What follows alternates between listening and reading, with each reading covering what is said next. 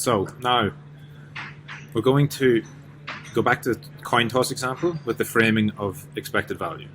And in really visualizing this, I want to take this from the theoretical to the very much practical, so you can see the power of EV and how it should affect your position sizing, how it should affect the way you trade, and how it can really give you a more of a long-term approach. Okay. And first thing I want to say is my computer crashed when I was recording this in my hotel room when it was nice and quiet.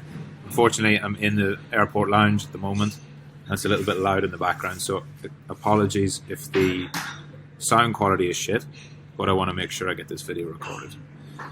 So, with that being said, rule number 29 was respect the law of large numbers. So what does that actually mean? Well, I want to show you how taking your trades over a large enough sample set is the key to success in scalping.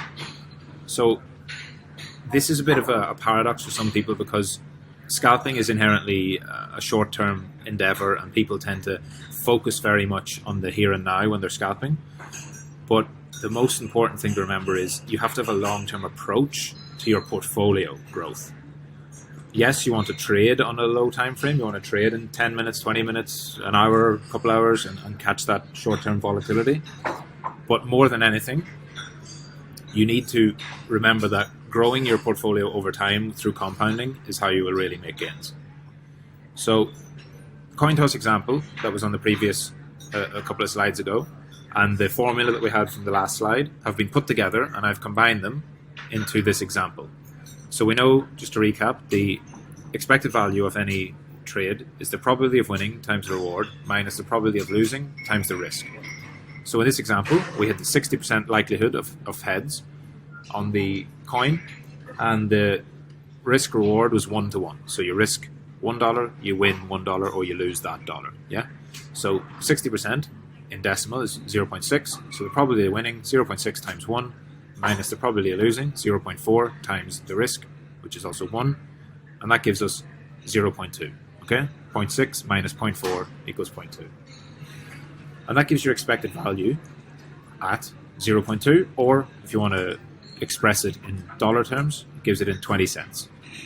This means that for every $1 risked, you will win 20 cents on average, which makes a trade plus EV and gives you an edge of 20 cents. So edge, expected value, is one and the same. You can use those terms interchangeably. And if you get a positive number, which we have here, then the system, in theory, of course, this is just numbers on a screen, but in theory that system is a viable one and one that you should explore over a large sample set. So that's all well and good, but how do you actually size your bet if you know that heads has a 60% likelihood? So the standard approach to betting games is to maximize the expected value of each bet, which means the amount that you can expect to win or lose on average. In this game, the odds are in your favor. Yeah, every dollar you bet on heads has an expected return of $1.20. So to maximize the expected return on each bet, you should bet everything you have on heads in every round. All right. Now that's not what we're actually going to do, but I want to explain why that is. If I was just playing a game with you, I'm forgetting about the fact that there was a large number of trades possible. Let's imagine there was only one toss of the coin, and I said to you, here's a coin, it's 60% likely to land on heads, and I want you to bet $25, or here's $25 to bet with, and I want you to make a bet on this next coin toss. The only logical trade, the only logical play is to bet your entire stack, because you've got an edge. You've got the odds are tipped in your favor. Instead of it being 50-50, it's 60-40. So you should put all your money on and take the odds that you are more likely to win than lose. So betting 100% is maximizing EV technically, but maximizing expected value can be terrible for a long-run strategy. This strategy might make sense if you play, like I said, if you play one coin toss or you only play for a few rounds. But here's the problem. As you play many, many rounds with the same strategy, it becomes nearly certain that you will lose everything on one bad bet. Remember the law of large numbers. We, as traders, are trying to maximize our portfolio growth over time, not just on one bet. So now I want to show you something. I want to visualize this for you. And remember that this is a winning game. Okay? So here we have That's the wrong one. I'll go to this one. This is the initial one. All right. Here we have a bet simulator, which is set up exactly as the example that I've provided on the slides before. And what this simulator is exactly that. It's the 60% heads coin. And we have a $25 stake, and you can bet on either side of the coin, heads or tails. Every time you're right, you double your bet. Every time you're wrong, you lose it. So just as I explained. So the technical way to take this would be, yes, put your entire $25 on heads every time. So let's do that. $25 on heads, lost, went bust. Let's do it again. Lost, went bust. Let's do it again. Lost, went bust. Let's do it again till we get a winner. There's a winner, and then we go again. All your money. Let's go again.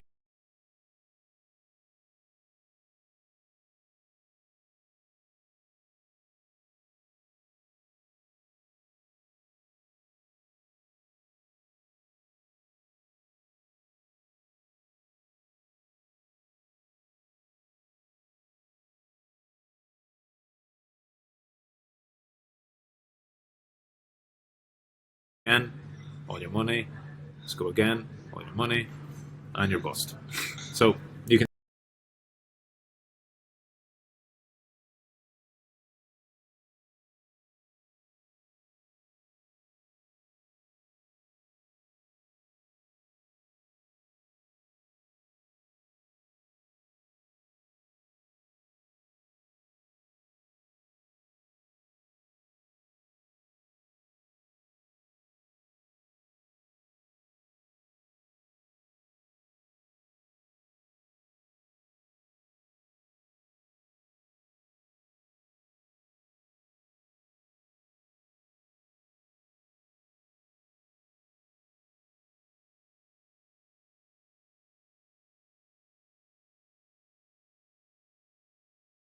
see the obvious downfall with the strategy.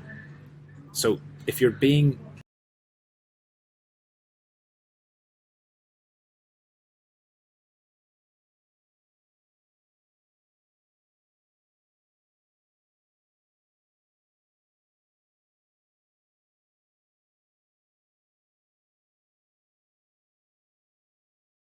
basically being too analytical, or you're trying to stick to the, what's the word? You're trying to stay too closely to the strict definition of expected value every time. You're just going to go bust eventually.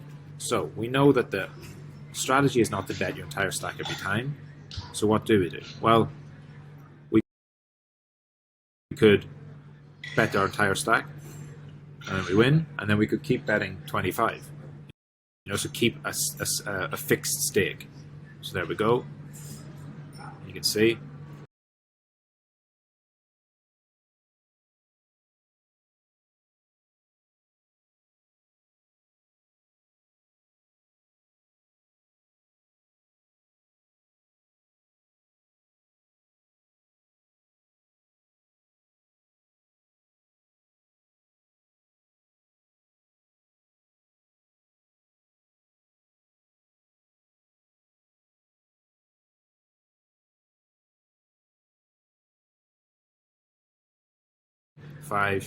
Takes us 5 trades to lose that time. Now, I want to do that again and show you why that. Obviously, it's quite clear why that's not a good trade or a good strategy. But I want to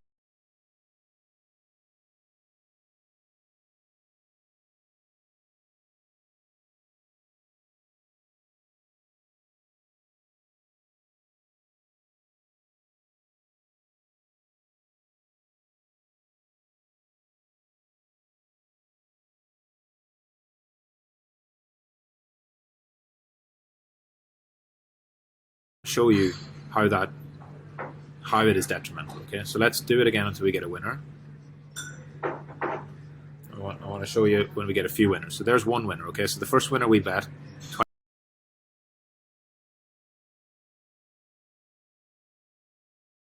$25 to win 25. So we bet 100% of our stack on trade 1.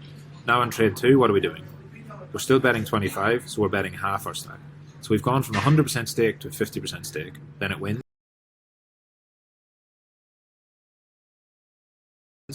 we've gone down now to $25 out of 75. So we've gone from a 50% stake to a 33% stake. And then we lose. And what happens when we lose? We drop back to $50, but we're still betting 25. So we're now actually going back up to 50% stake. And now we won. So what happens? We flip up and we're now betting with 1/3 of our stack. Now we're betting with 1/4 of our stack, 25 into 100. Now we're betting with 1/3 again.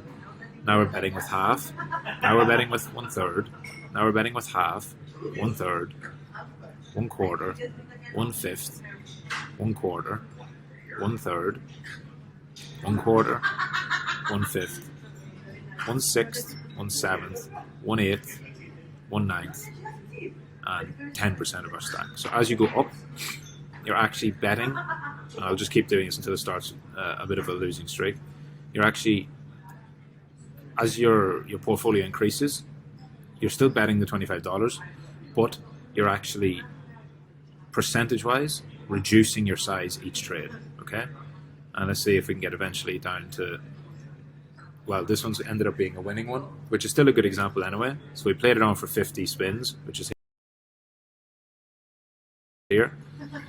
50 spins of the coin. You can see that we had 25 and we flipped it into 425, or approximately. But what I want you to remember is that as we were going up, as we were on a winning streak, we were betting less each time as a percentage of the portfolio. I want to show you why that is bad, and why the flip side is also bad. So, as you increase your stake, as you increase your portfolio, your stake decreases in percentage terms. And also on the flip side, as you start losing, and I want to show if we get,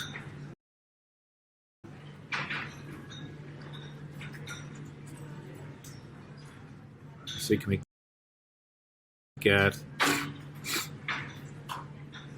get like a 1 or a 2 win streak, or a 3 win streak, just so you can visualize this better. There we go. So there's 2. So we went from 100% of our stake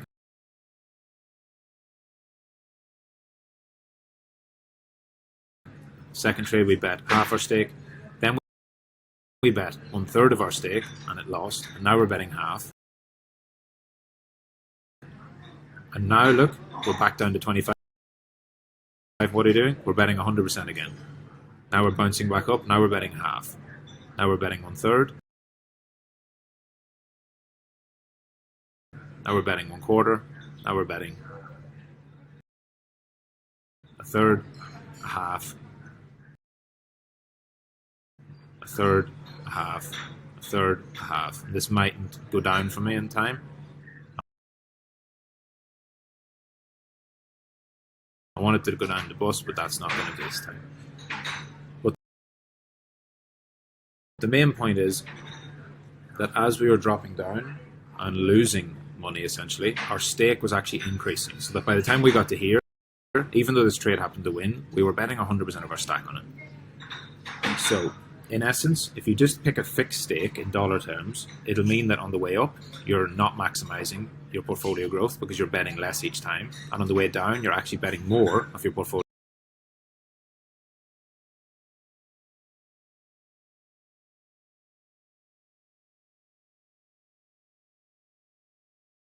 each time as you're losing. Not a good strategy. The better strategy, of course, is like we do in trading. We think in terms of percentage or in terms of R. So you want to bet a fixed percentage of your portfolio on every trade. What's the correct percentage?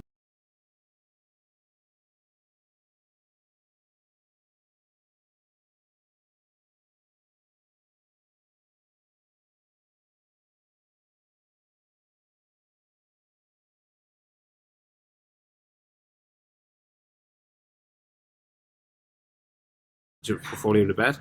Well, a good way of measuring it is to use your expected value. So from the slide, we know that our EV is 0.2 or 20 cent. So if we go down to here, to this altered simulator, we can see that 0.2, $25, we can put an auto bet in, which means that every time this trade comes in, it's going to automatically bet 20% or 1/5 of the total stack which at the moment is $5. But as each trade goes, it will alter itself.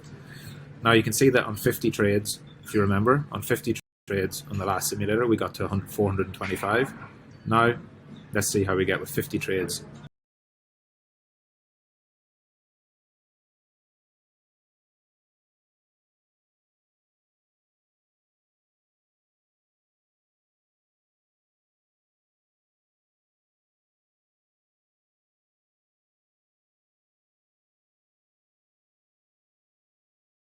Using a more sensible staking strategy of 20% of our stack. So I'll just run it through for 50.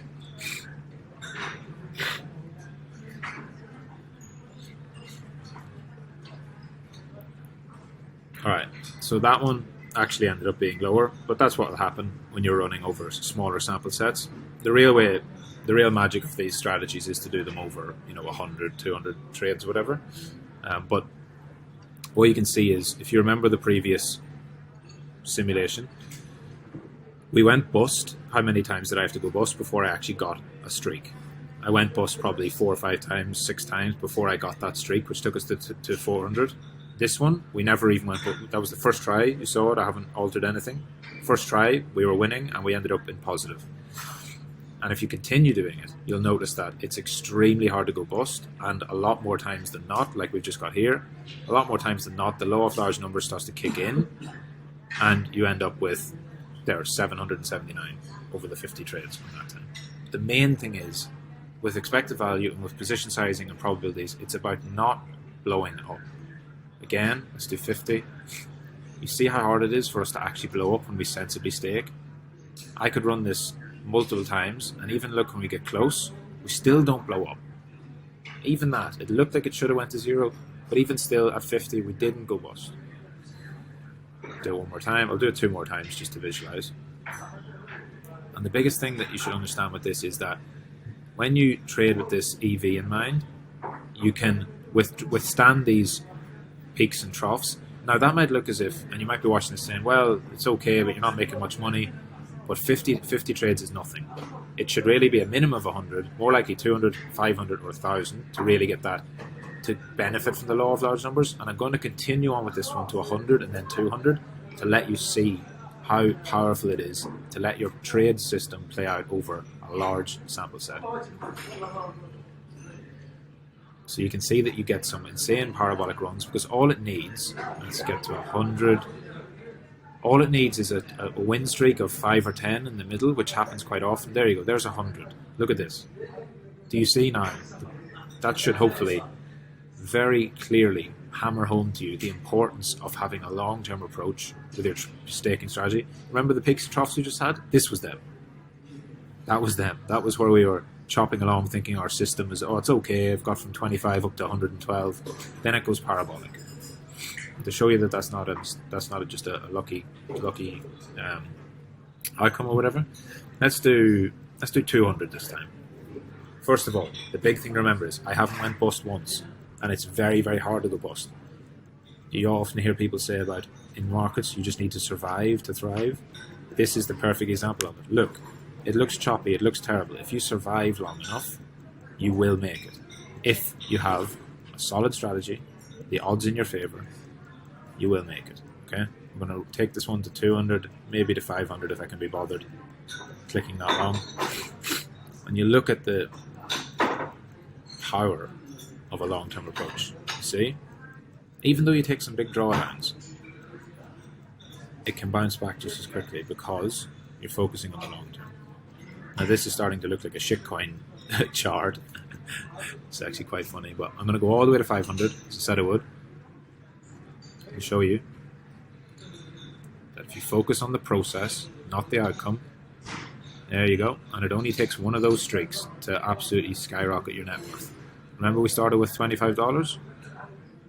Now it's really looking like a shitcoin chart. But never fear. Look at how much we are ahead even if it goes down. So there's 400. I'm going to click faster. Can we get to 500? I mean, this should be pretty self-evident for anyone watching, but we're getting close to 500.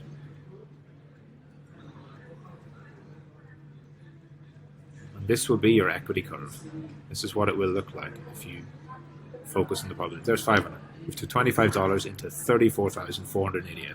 You saw me. There was no funny business. This simulator is completely fixed at random, and you go crazy gains.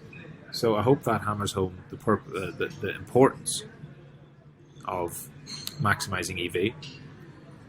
And that's where I'm going to finish up this module. The next one we're going to go into is position sizing, which we did touch on there. We're touching on the 20%, but we're going to go much more into position sizing in the execution module or lesson 4, sorry.